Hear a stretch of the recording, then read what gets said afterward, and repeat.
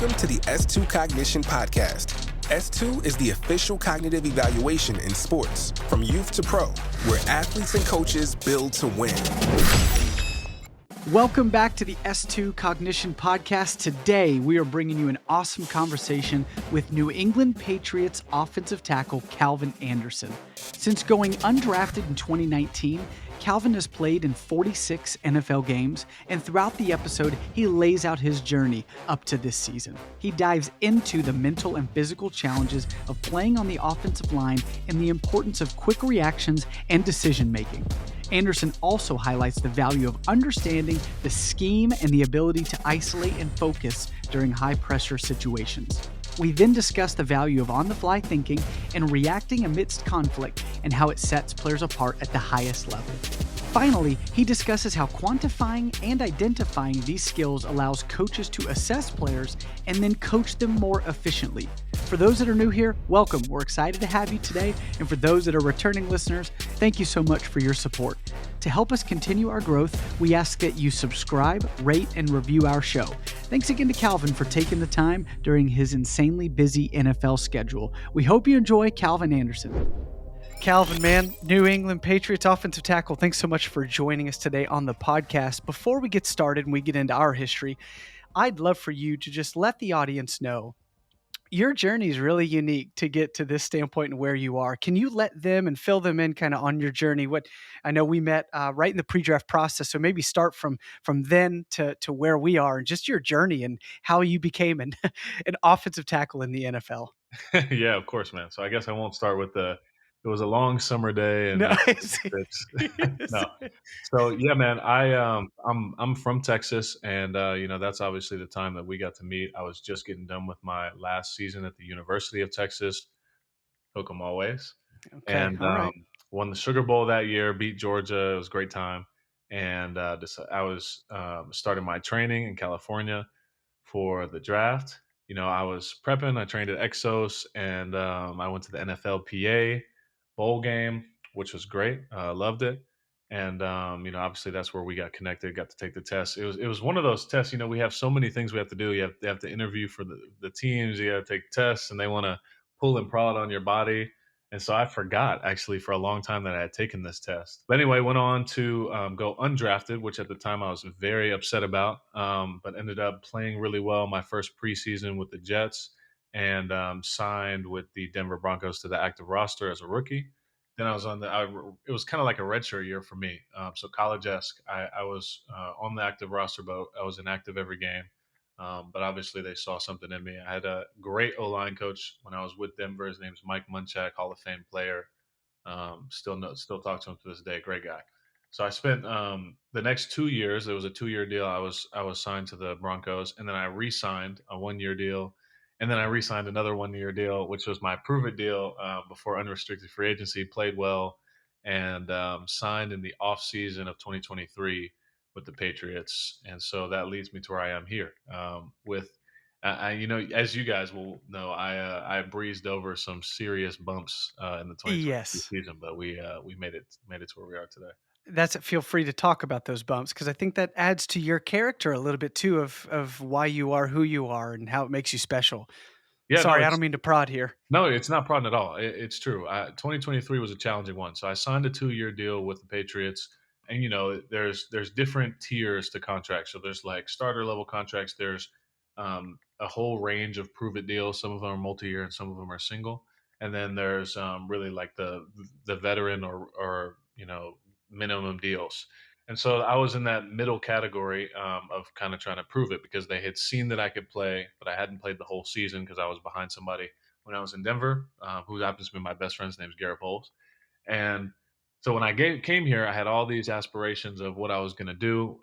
It was finally my chance to show that I could be a starter in the league, and had a good preseason, OTAs, and all that. And then ended up having to deal with malaria, falciparum malaria, when I came back, which is a long story of how I ended up in that situation. But the short version is that we go to Nigeria every year. We do philanthropic work in Nigeria. My wife is half Nigerian, and I ended up getting bit by a mosquito, and even though we took all the preventative medicine, still came down with falciparum malaria, which is the deadly strain. That's the only reason I'm using that word falciparum.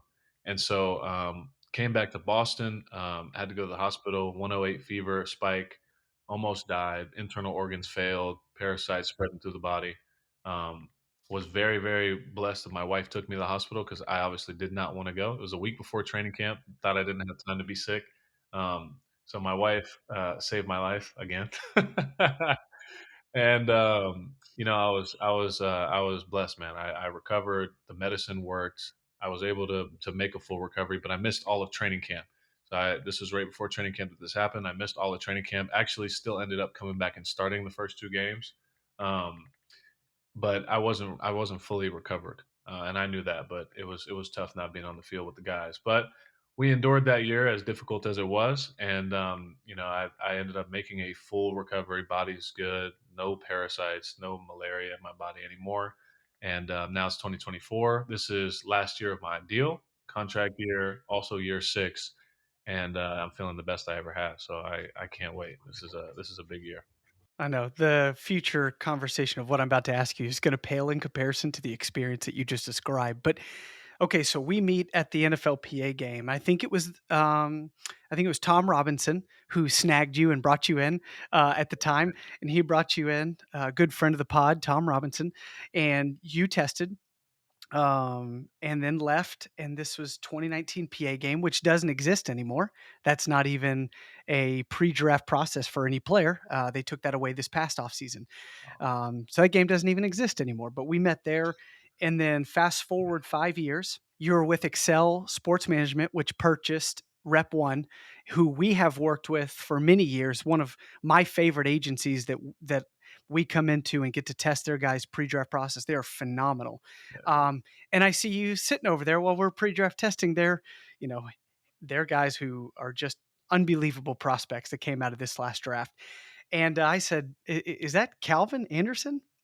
No reason, but the assistant there was like, "Yes, that is." And I was like, "Man, this is just too coincidental for me not to go say something. These moments happen in life. I'm like, I need to go say something." So you and I got connected. You remember the evaluation. You even described an evaluation task or two, which is crazy. It's 5 years ago. Some Oh, guys can't even remember what they had for breakfast. And then we reconnected because you wanted to understand more. While we can't give you the data, you wanted to understand more of how you're wired and what you did, and what those evaluation scores would have told us in 2019, what they tell you about today. And so that's where we got connected, and now here we are. Um, after meeting and reviewing about your on-field decision making, what about what we measured resonated with you? in my mind, when I evaluate myself, everybody has their own self-reflective process, and so in my mind, I have categorized what I believe to be my strengths and weaknesses. I've done my own assessment, um, of what I believe I'm good at, what I believe I'm not good at. And so, as you guys could probably attest to, I think it's fairly limited in comparison to what you guys do from a brain evaluation standpoint. So, when we got to talk and go through the data and just get a visual of people who sit down and break this down in a much more intricate way than I could or that I even have time to, I think it gives validation to some of the things that I've been able to self identify, but also it gives insight and elaboration to things that I had not considered before. And it connects like this more grand puzzle. Um, which is cool to me. I'm a puzzle guy. So Hunter, obviously, through Rubik's Cube and stuff.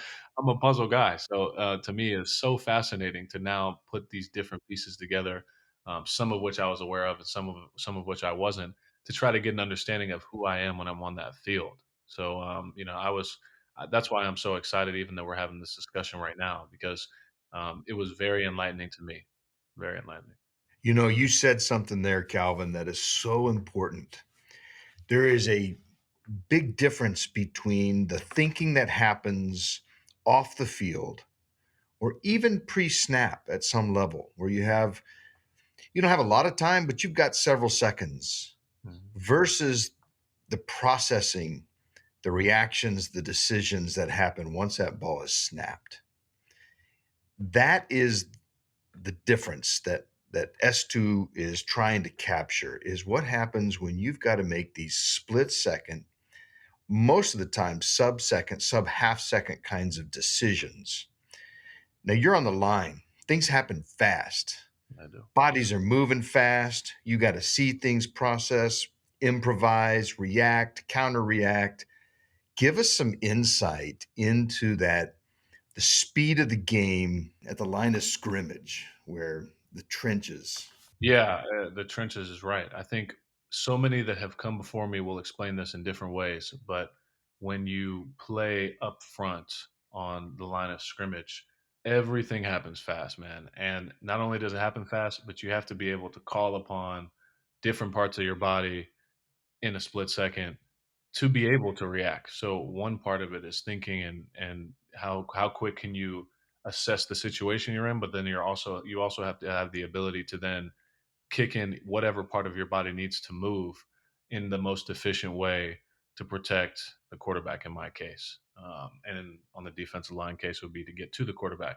So yeah, I think that what I have found without the brilliant insight of S2, what I have found in in my own journey of playing offensive line is that there's a preparation process where you need to spend time understanding the scheme, spend time understanding what it is, how you fit into the scheme, what you are supposed to be doing, and the more you can understand about how the other pieces are playing a role, then I think the easier it is to understand how you or what you can do to be the most efficient as a cog in that system. And so there's that part of it. But then I think there's also when you're actually taking those few deep breaths before a play starts, for example. I guess the way I would describe it is that you are isolating in some ways in that moment. And people call it like doing your 111th. But I think in actuality, you have to isolate in that moment. You have to kind of you have to draw back within yourself for a moment because you spend time in the pre-snap process evaluating the defense, looking at who's on the D line, looking at what front you're going to see. Is there some kind of safety rotation? You know, are we making an adjustment up front because a lot of times we're calling out what the defense is, which way we're going to slide, how we're going to pick up potential blitzes, etc. Like there's this whole assessment process that we're doing. But then when you Mhm. actually sit down in your stance, you have to all of that is a distraction when it's time to get back into what is my role and what do I need to do. So a lot of times we have a one-on-one matchup on the edge, so offensive tackles versus defensive line, outside linebacker type bodies, and so you have to be able to process everything that we were just talking about your defense and what the preparation phase of this play is, and then you have to be able to compartmentalize and go back into yourself and your body and be able to be prepared so that you can react once the snap because once the snap goes there is no let me now assess is he gonna take one step and come like there's no time for any of that. There's Miles Garrett. See ya. Yeah, Yeah, it's it's just like there's Miles Garrett, there's Von Miller, like there's no time for any more thinking after that. And so I think that there is a process of going through your assessment and making sure that you understand where you are in the scheme, and then also compartmentalizing and eliminating all of the distractions so that you can be within yourself, take a deep breath, and be ready to react. So, yeah, man, when you break it down, it's true. There's so much that goes into it, and that's without talking about the technique of how you're going to use your hands and how you're going to get back and push off the line. You can really break this thing down. But When you transition from that more deliberate planning, thinking through the assignment, your responsibility, and then, like you said, you get in that stance and then the ball snapped, you're transitioning into using very different systems in your brain. And it's still thinking at some level because you're processing information, you're taking in information, you're reading the direction the guy across the line from you is moving, and blitz back comes in, and you've got to shift, and you're reading things very quick, and you're having to shift and pick up and react. I loved what you said. It's not enough just to process it visually and see it. You got to tell your body what to do. And the brain is your command center. Your brain tells your body what to do. My guess is you've had situations where you saw it, but that once in a while, that decision making or that recognition of what you saw didn't make it out to your body in time and missed an opportunity. Okay. That doesn't happen often for you, probably. I mean, I think we need to just be real here. Calvin's brain is different than most human beings on the planet. And we've got objective evidence of that. So you're at an advantage already because when your brain turns on in those high speed, complex moments, and you're able to see and process and link what you see to what you do in ways that few human beings on the planet can do. And I mean, that was very clear from your results on the S2. You operate at a different stratosphere than most human beings when it comes to that fast processing. Yeah, I mean, I'm grateful because in our discussions, me understanding more what S2 does, I've been able to give some imagery to this, so what you're describing, because I know in my own experience what I have referred to this skill as, or what this ability is, just being able to, react quick. Like I always just told myself, I know like when the moment comes, I can react fast, and so I've been able to leverage that skill to develop other skills, or to create whatever it is. My Everybody has an aptitude when they come into the league. Everybody has naturally born or gifted things that they were born with. And so when you get to the league, you're trying to find advantages and see where you can use your natural god-given aptitudes to help you get the leg up. So I always knew that my mind was one of my abilities. I'm also athletic. Like, I'm really fast, so I'm a lot quicker than most people are in the league. So those are, I think, the two skills I have, and the mind one has helped me so many times, because there's a lot of moments where I'm just not in a position. Like, if you look at the positions sometimes that we get in, you see, like, for example, getting laid off the ball, or I was you're gonna ask, can you give checking me a the real time. example? Give me a real life you're I know in your brain, you are thinking of a real life example right now of a That's true. time you were at a position. Come on, let me hear Yeah, it. so I'll give you an example that's kind of funny. So the very first time I started at left tackle, I was not supposed to start. This was my second year in the NFL, and the starter, whose name's Garrett Bowles, the guy I was talking about earlier, he actually got sick the day of the game. So that morning, our offensive line coach called me 30 minutes before we were supposed to be at the stadium and said, "Hey, you're going to be starting today." And I was like, "No, I'm not gonna be starting today, man. Like, I'm gonna be cheering my teammates on. What do you mean?" But no, he told me I was gonna be starting, and I was like, "Okay, man, it's time. Boom, here's the moment." And I think I was very prepared to jump into that moment. But when I got into the game, when you're not playing at game speed, practice is one thing, and we mimic game speed as much as we can in practice, but there is no substitute for an actual real life game. Other people also operating in this fight or flight state, with the competitive juices rolling and the adrenaline pumping through your body. There's no substitute for it. So when I was in the game, I had to adjust to that on the fly. So then I understood what to do. So I knew I had a very good understanding and grasp of the scheme. I knew how to, which way we were going. I knew what the play concepts, all that I understood.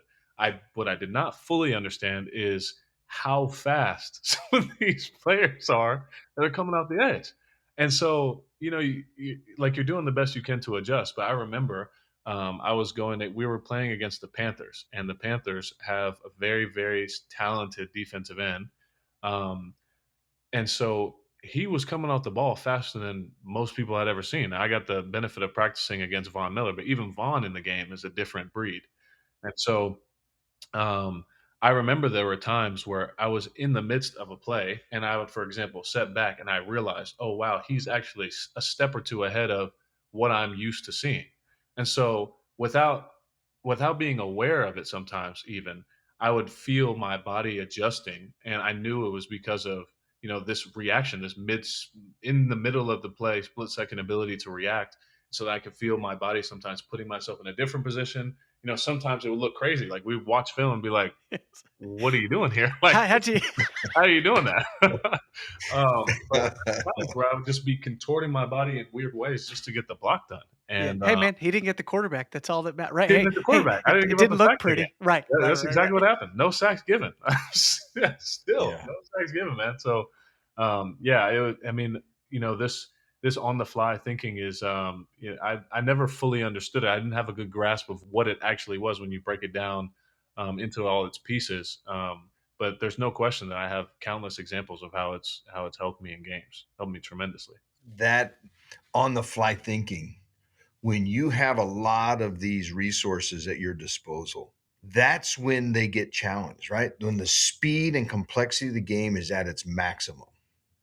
And what you just described, there's nothing like being in the game, the NFL game. The speed is at its peak. That's when you need these small advantages in this on the fly thinking.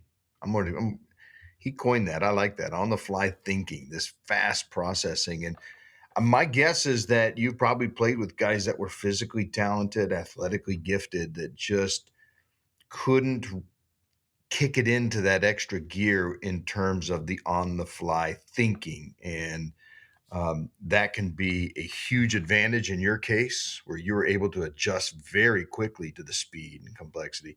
But it's probably terribly frustrating for a lot of incredible athletes. No, I think it is. And I think this is why what you guys are doing is so special because before, what do coaches call that? Well, there's something about him. He makes it happen. All these types of ways of describing it. But you guys have turned it into a quantifiable skill. So, or you guys are in the process of doing that still. So now, when you're assessing a player, it's not just how long are his arms and how tall is he and can he run really fast. It's how quickly can he react because that's a real. I mean, it's a measurable skill now, and you can see the results and evidence of that during plays. You can see that when guys are utilizing that and it shows up. So, beforehand, I think we had no way of identifying what that was. Even me, I didn't really know where it was coming from. And so, that's why I'm so grateful again that we're having this discussion because you guys have turned what many people never could really understand into a quantifiable skill that we can identify that sets people apart. Yeah, and you talk about like amidst conflict even. It's reacting, but it's amidst conflict. I think Kirk Cousins put us onto this and it was beautiful when we talked to him. He's like, "Yeah, there's the play that's called and then there's the play that's executed, which are hardly ever the same thing." Never the And same. Never the and same. I continually talk to you professional guys and it's like, "Oh yeah, that's exactly right." And so how often is the play that's called actually the play that's executed? Never. And when the play that right, and when the play that's executed, those are these all of a sudden these unquantifiable, intangible things about a player where he just man it didn't look pretty, but he got the job done. Right? How I mean, Mhm. how many times have you heard that? I was a staple there for in many ways more than one, but that understanding of how can a coach utilize this speeded conflict? Like if I know this about you, and I know, man, Calvin, these are your areas of great strength. And these are areas, hey, we need to develop or just even attack so that you can understand on-field decision making when you're in the moment. How can a coach utilize that if they know that about you? Yeah, I would say that first of all, the more that coaches can seek to understand this, the better. And I think that needs to happen before they're able to even have the discussion or conversation about how can they utilize these skills. But I think once a coach is in that position and the coaches can recognize how these skills are just as if not more important than some of the physical abilities, then you're able to assess your talent pool or your roster or the guys you have in your room in a much more efficient way.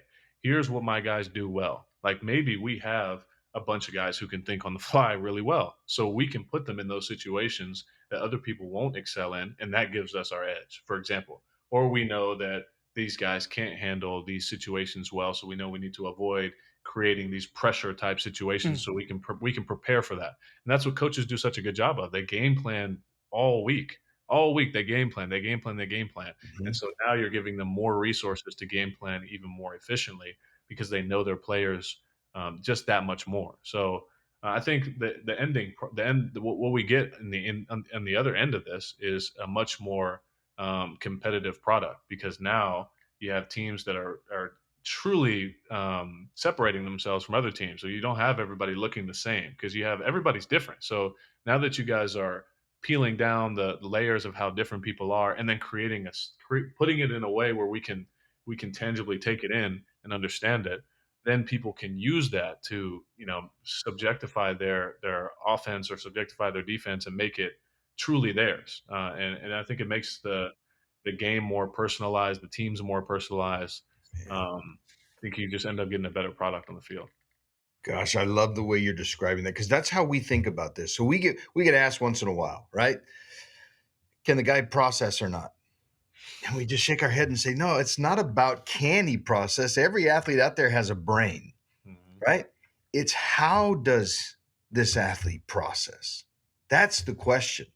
Yeah. And not everybody processes an elite level across the board like Calvin Anderson.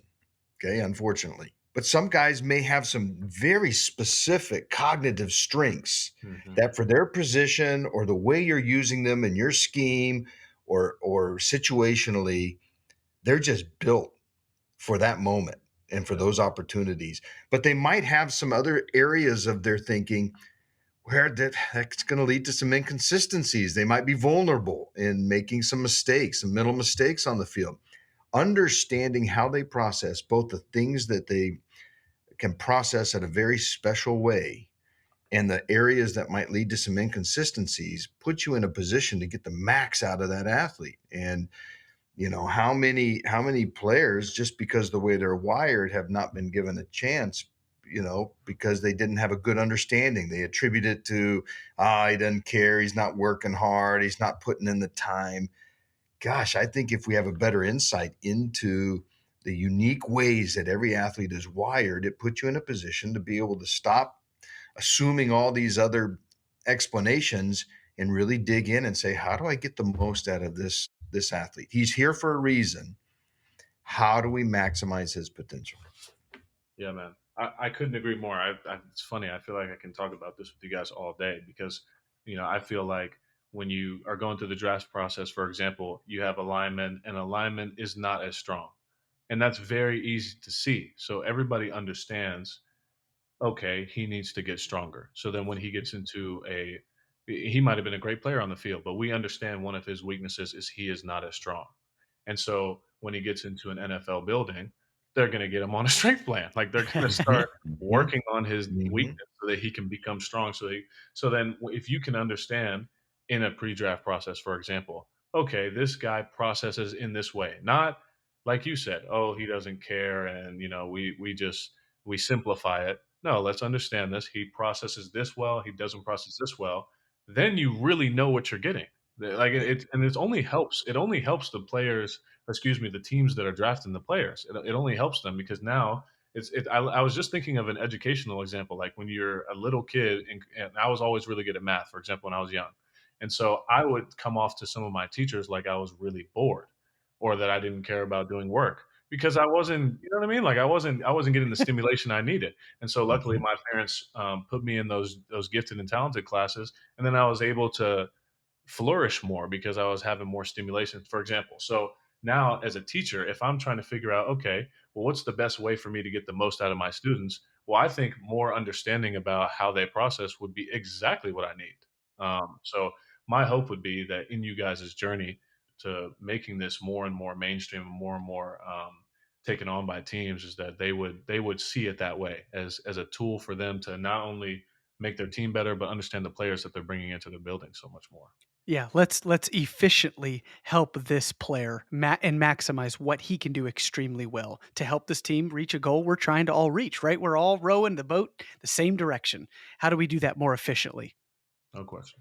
All right, Calvin, we're going to end the section of the podcast. I did not prepare you for this, Uh, but this is the three random or funny questions. They might not be random and they might not be funny. It's all person dependent.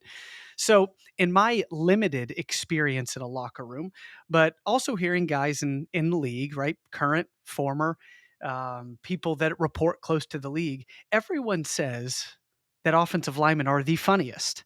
Can you help me understand why those group of guys are always the funniest, no matter what locker room you go to?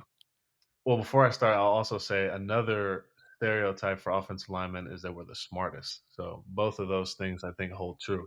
Why are we are the funniest? Look, you got to be the first thing to understand about offensive linemen is you got to be a kind of different cat to want to, out of all the positions you can play in football, all the fun you can have catching touchdowns, throwing touchdowns, running people over. That what you want to do is be blocking somebody and hitting somebody every play. you just got to be a little different. So I think it starts there is that we all have this shared quality of, being a little different for wanting to just bang heads all day long. Um, and, I don't know. I think offensive linemen tend to have like some of the more interesting stories. Like, how did you become some big monster person who's protecting people? I don't know. Yes. It just seems interesting to me. Like, how did we all get to this position where we're just these massive brick wall defenders? I don't know. So maybe there's something humorous about the journey that it takes to get to the point where you want to just be, banging heads and not catching the ball. I don't know. Maybe it starts early. Maybe it starts really because I started playing when I was 7. So Were you always a lineman though? ever since I started, man, I was always a Okay. Is lineman. that I was. right? I think I started actually playing center when I was in 7th grade. I never caught the They ball. I never never let did him do anything else. anything. Were you But a listen, big dude? Were you a big dude even at a I young age? wasn't. Were you always bigger and yeah? I wasn't. That's You what that's. weren't. I Oh, was not always the big guy. I really wasn't even that big in high school. In high school, when I was a freshman, actually when I was a sophomore, I was starting on a state championship team playing right tackle. 6'1", 6'2", 215 pounds.